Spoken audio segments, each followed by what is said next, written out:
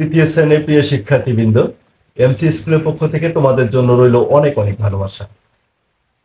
আজকে আমি আলোচনা করব তোমাদের গণিত বইয়ের পৃষ্ঠা নং হচ্ছে ৮০ এবং পৃষ্ঠা নং ৮১। এই ৮০ পৃষ্ঠায় তোমরা ১ নম্বর অঙ্কে দেখো, ১ নম্বর অঙ্কে বলছে খালি ঘর পূরণ করি। এখানে ৪টি খালি ঘর দেওয়া আছে, আমি ৪টি খালি ঘর বোর্ডে রেখে রেখেছি। এখানে দেখো ১৫/৩ গুণন ৪। তাহলে আমরা এই ভাগটা আগে করে নেব। তাহলে দেখো আমরা যদি এখানে ভাগ করি, তোমরা একটু রাত করে নিবা। তাহলে দেখো ১৫কে আমাদের ৩ দ্বারা ভাগ করি, তাহলে ৩ দ্বারা ভাগ করি, তাহলে কত বলতো? ৩×৫ = ১৫। তাহলে কত বের হলো বলতো? ৫। তাহলে এখানে ৩×৫ = ১৫, তাহলে ৫ গুণন ৪। দেখো এখানে ভাগ থাকলে ভাগটা আগে করব, গুণ থাকলে গুণটা আগে করব। তাহলে ৪×৫ কত বলতো? তাহলে উত্তর হবে আমাদের, দেখো ফাঁকা ঘরে বসে গেল। আশা করি বুঝতে পারছো। ঠিক ২ নম্বরটা দেখো, এখানে গুণটা আগে আছে, তাহলে আমরা গুণটা রাত করে নেব। তাহলে কত? ৪৫ গুণন হচ্ছে ৪। তাহলে এই গুণটা তোমার নিচে নিচে করে নাও। তাহলে ৪ গুণ করো। তাহলে দেখো একক স্থানীয় অঙ্ক দাও, একক ৪×৫ কত? ২০, শূন্য হাতে ২। তাহলে ৪×৪ = ১৬ আর ২ কত? ১৮। তাহলে কত বলতো? ১৮০। এইবার ভাগ ৫ দিয়ে দাও। এবার আবার তুমি ভাগ করো, ১৮০কে ৫ দ্বারা ভাগ করো। তাহলে ৫ দ্বারা যদি ভাগ করো, দেখো আমরা ৫-এর নামতা করবো। তাহলে ৩×৫ = ১৫, ৪×৫ = ২০, ২০।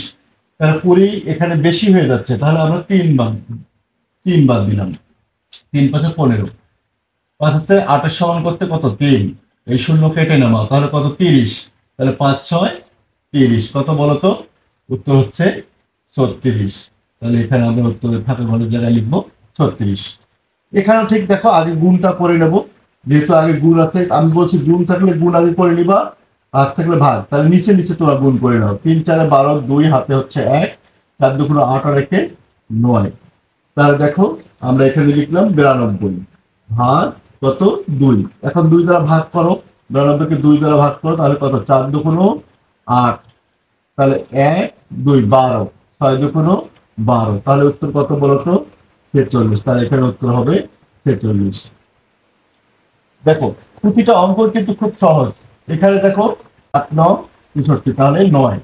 অর্থাৎ ৭ দ্বারা ৬৩কে ভাগ করো তোমরা, তাহলে কত হবে? ৯ হবে। ৭×৯ = ৬৩, তাহলে ৯ গুণন ৬। এখন বলতো কত? ৬×৯ = ৫৪। তাহলে উত্তর হচ্ছে ৫৪। আশা করি বুঝতে পারছো। এরপর দেখো তোমরা স্ক্রিনে দেখতে পাচ্ছ, এখানে ৪ নম্বর অঙ্কটা করে দেওয়া আছে। ৬টি ঝুড়িতে ২১টি করে আম আছে। আমগুলো ১৪ জনের মধ্যে ভাগ করে প্রত্যেকে কতটি করে আম পাবে? তাহলে দেখো এখানে অঙ্কটা যেহেতু করে দেওয়া আছে, গাণিতিক ভাবে করে দেওয়া আছে, এখানে আমরা গাণিতিক ভাবে করা অবস্থায় রাখবো। এরপর দেখো অঙ্কটি কি বলছে? ৩০টি করে চকলেটে ৪ প্যাকেট কিনে তোমার ১৫ জন বন্ধুকে সমান ভাগে ভাগ করে দিলে প্রত্যেকে কতটি করে চকলেট পাবে? এখানে দেখো একটা গাণিতিক বাক্যের শব্দ আছে। তাহলে প্রথমে এরকম ফাঁকা ঘর আছে, তাহলে দেখো ফাঁকা ঘরে আমরা লিখবো কত? ৩০। যেহেতু দেখো ৩০টি করে চকলেট, তাহলে ৩০টি চকলেট লিখলাম। তারপর গুণন কয়টি প্যাকেট? ৪টি প্যাকেট, তাহলে গুণন ৪ দিয়ে দিলাম আমরা, গুণন ৪। তারপর দেখো বলছে কি কয়জনের মধ্যে ভাগ করেছে? ১৫ জন, তাহলে ভাগ ১৫। তাহলে কি করব? এখন পরের ফাঁকা ঘরটা তাহলে তোমরা পূরণ করে নাও। তাহলে এইটার সাথে যদি গুণ করো, ৩×০=০ গুণ করতেছি, ৩×৪ = ১২। তাহলে গুণ করলে কত হবে? ১২০ ভাগ ১৫। তাহলে ১২০কে ১৫ দ্বারা ভাগ করো, তাহলে বলতো কত হবে? ১২০কে আমরা ১৫ দ্বারা ভাগ করতেছি, তাহলে ১৫ দ্বারা যদি ভাগ করি তাহলে কত হবে বলতো? ৮ বাদ দিলে কত হয়? ১৫কে ৮ দ্বারা গুণ দাও, তাহলে ৮ দ্বারা ৫টা ৪০, শূন্য হাতে হচ্ছে ৪, ৮কে ৮×৪ = ১২, তাহলে ১২০। তাহলে এখানে যদি তোমরা ৮ বাদ দাও তাহলে হবে ১২০। তাহলে উত্তর কত হবে? হবে ৮। অর্থাৎ আমাদের এখানে প্রশ্ন করছিল যে প্রত্যেকে মানে একজনে কয়টি করে চকলেট পাবে? তাহলে একজনে চকলেট পাবে হচ্ছে ৮টি। তাহলে এই অঙ্কটা আমরা দেখো ৩০টি করে চকলেট, ৪টি প্যাকেট আছে, তাহলে একটি প্যাকেটে চকলেট হচ্ছে কয়টি? একটি। ৩০টি করে চকলেট, তাহলে একটি প্যাকেটে এভাবেও করতে পারি আমরা। একটি প্যাকেটে চকলেট আছে ৩০টি, তাহলে একটি প্যাকেটে চকলেট আছে ৩০টি, তাহলে ৪টি প্যাকেটে আছে, অতএব ৪টি প্যাকেটে চকলেট আছে, তাহলে ৩০ গুণন ৪। তাহলে গুণ করো, 4 শূন্য শূন্য 3 4 12 120টি। এখন এটাকে দেখো 4টি প্যাকেটের চকলেট আছে এতটি, তাহলে কয়জনকে বন্ধুকে ভাগ করে দিবে? তাহলে 15 জনকে। সুতরাং 15 জনকে ভাগ করে দিলে হবে, 15 জনকে ভাগ করে দিলে পাবে তাহলে 120 ভাগ 15।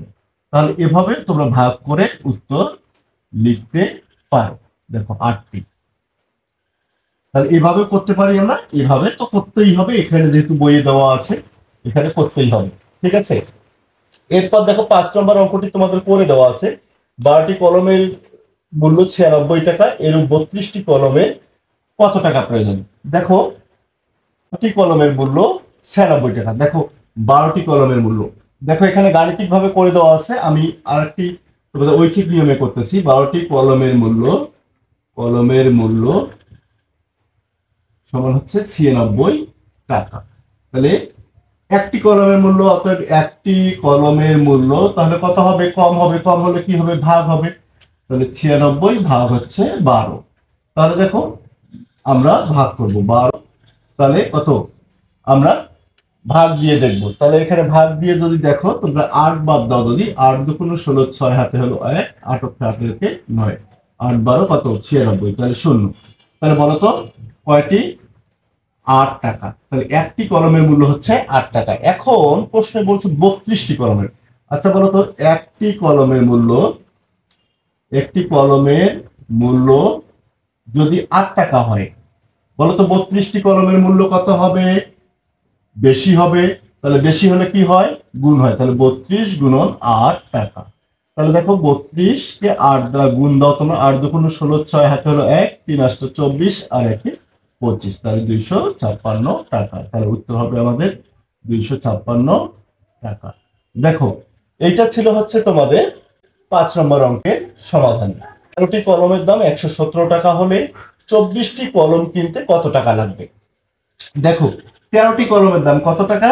117 টাকা। তাহলে আমাদের এখানে গাণিতিক বাক্য করতে বলছে। তাহলে 117 টাকা, তাহলে মোট টাকাটা আমরা লিখলাম 117 টাকা হচ্ছে মোট কলমের দাম। তাহলে এখানে কয়টি কলম? তাহলে 13টি। তাহলে ভাগ 13 দ্বারা আমরা ভাগ করব, তাহলে একটি কলমের দাম বের হয়ে যাবে। তাহলে 13 দ্বারা ভাগ করলে কয়টি কলমের দাম বের হয়ে যাবে? একটি কলমের দাম। তাহলে তো ভাগ করে নাও আলাদা করে, 117কে তোমরা 13 দ্বারা ভাগ করো। তাহলে 13 ঘরের নামতা তোমাদের মুখস্থ করতে হবে। তাহলে মুখস্থ করলে দেখো আমরা যদি 9 বাদ দেই, 3 9 27 7 হাতে হচ্ছে 2, 9 9 দিয়ে 11। তাহলে মিলে যাচ্ছে, তাই না? একটি কলমের দাম বলতো কয় টাকা হবে? তাহলে দেখো 13টি কলার দাম 117 টাকা হলে 24টি কলার দাম, তাহলে 13টি কলার দাম 117 টাকা হলে একটি কলার দাম বের হলো আমাদের 9 টাকা। একটি কলার দাম যদি 9 টাকা হয়, বলতো 17টি কলার দাম একটি কলার দাম 9 টাকা হলে 24টি কলার দাম কত হবে? তাহলে বেশি হবে। তাহলে গুণ দিতে হবে। তাহলে 24 গুণন 9। তাহলে এখন তোমার গুণ দাও, গুণ দিলে যেটা বের হবে সেটা। তাহলে 24 গুণন 9, 24 গুণন 9। তাহলে দেখো 4 9 36 6 হাতে হলো 3, 9 দুগুণ 18, 19 20 21।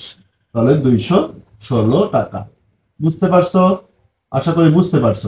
দেখো এখানে কিন্তু তোমাদের এই 3 নম্বর যে ফাঁকা ঘরটি আছে এটা কিন্তু 216 টাকা লাগবে। কয়টি? 24টি কলা কিনতে 216 টাকা লাগবে। এই হচ্ছে তোমাদের 80 এবং 81 পৃষ্ঠার সমাধান। আশা করি অঙ্কগুলো তোমরা বুঝতে পারছো এবং সবাই মন দিয়ে পড়াশোনা করছো, এবং অবশ্যই কিন্তু বাবা মার কথা শুনতে হবে। ধন্যবাদ।